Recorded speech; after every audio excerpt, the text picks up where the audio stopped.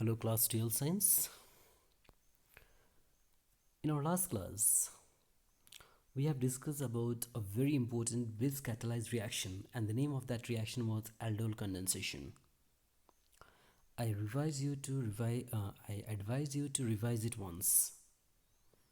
And we have also discussed about cross aldol condensation. Okay. Now, today we are going to see about another type of Bliss catalyzed reaction, which is known as Cannizzaro reaction. Okay, Cannizzaro reaction. It's double J, just corrected. Cannizzaro reaction, and then we'll discuss about test for aldehyde and ketones. That means how we can distinguish between two different aldehydes, or if it is aldehyde or ketones. Now, if you remember in our first in our previous video, we have seen that about aldol condensation, and if you remember the definition, there we have mentioned that aldehyde and ketones having at least one alpha hydrogen atom. Okay, so we'll undergo a reaction to form beta hydroxyaldehyde or beta hydroxyketone, that will be known as aldol. Okay, now this Cannizzaro reaction means that here aldehydes does not have alpha hydrogen atom. That means now over here we'll select the aldehyde which does not contain alpha hydrogen atom. That means the functional group will attach to not a carbon atom, will not attach to a carbon atom which has got hydrogen. Okay, say for example, so the definition tells us Cannizzaro reaction, aldehydes which does not have an alpha hydrogen atom undergo self-oxidation and reduction, that is disproportionation reaction on treatment with concentrated alkali. So over here we have got concentrated alkali. In the previous one, aldol condensation, we have got dilute alkali. In this reaction, one molecule of the aldehyde is reduced to alcohol while another is oxidized to carboxylic acid salt. So in Cannizzaro reaction, what happens? We take an aldehydes without alpha hydrogen atom, and when you treat with the concentrated sodium hydroxide or potassium hydroxide, they'll undergo self-oxidation and reduction. That means if you take an aldehyde, if it oxidizes, it will give you acid, carboxylic acid, and if it is reduced, it will give you alcohol.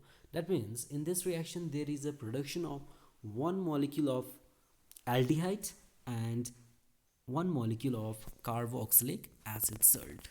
Now we'll try to see with the reaction.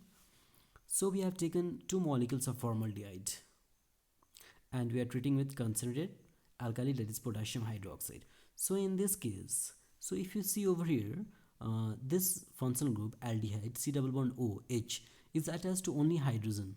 That means it is not attached to a carbon atom, that will be alpha. That means alpha carbon is absent over here. That means we don't have alpha hydrogen.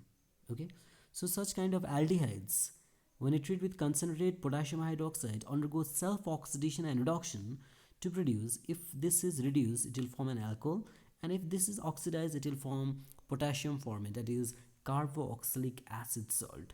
This is Cannizzaro reaction. Once again, we'll see the mechanism how from this two reactant, and by this you'll get this methanol and potassium formate. So for this, I've written the two molecules of formaldehyde. On concentrated potassium hydroxide gives you alcohol, that is methyl alcohol, and this potassium formate. Now, so first I'll take one molecule of formaldehyde in this way, and we have got a base OH minus. So this OH minus will attack to this carbon atom. Why? Because we have got a carbon-carbon double bond, and this bond will break towards the oxygen atom. In doing so, this oxygen will be negative and this carbon will be positive. So this OH will come and attack over here. So OH we have attached to this carbon atom, O minus. Now this compound will react with one more molecule of this formaldehyde, because we have taken two molecules of formaldehyde. So what will happen? This hydrogen will break as H minus. That means it will go to this carbon atom and this will come back. That means it will form a double bond over there, that is carboxylic acid, whereas this H will attach over here and this will be O minus. Now to this O minus, if you add water, it will form OH which will be alcohol, and to this, if you treat with potassium hydroxide, the last H will be replaced by potassium. That will result into the potassium formate. This is the mechanism for Cannizzaro's reaction. So this is the another thing. You can take benzaldehyde. You can take 2 molecules of benzaldehyde and treat with concentrated sodium hydroxide. At that time, there will be one molecule of alcohol, that is benzyl alcohol, and one molecule of sodium benzoate. This is the product with the benzaldehyde, because this is the also aldehyde which does not have alpha hydrogen atom. Now, we'll see the test for aldehydes. This is the common test for aldehydes. Number one is aldehydes reduce tolerance reagent to silver mirror. If there is a aldehyde compound and when you add tolerance reagent, it will form a silver mirror. This test we'll see in the practical as well.